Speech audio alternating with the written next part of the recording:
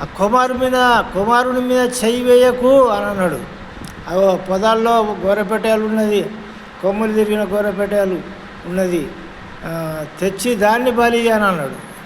అని అనగానే వెంటనే అప్పుడు ఆయనను తీసి పక్కకుంచి ఆ యొక్క గొర్రెపొట్టేలను తీసుకొచ్చి బలి అర్పించాడు. హల్లెలూయా. మరి అబ్రహాముకు ఉన్న విశ్వాసము గొప్పది. అందుకొరకే ఆయన విశ్వాసము వలన నీతిమంతుడని మరి తీర్పు తీర్చబడ్డాడు. అలాంటి విశ్వాసము, అలాంటి నమ్మకము, అలాంటి ప్రేమ మనకున్నదా? దేవుడు ఇస్తాడు, తీసుకుంటాడు.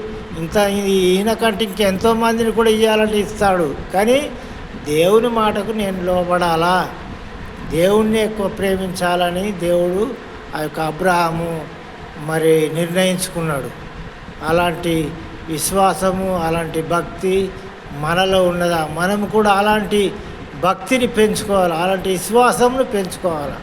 అలాంటివి ఉన్నప్పుడు దేవుడు అధికంగా దీవిస్తాడు, ముందుకు నడిపిస్తాడు, మాట్లాడతాడు. హల్లెలూయా.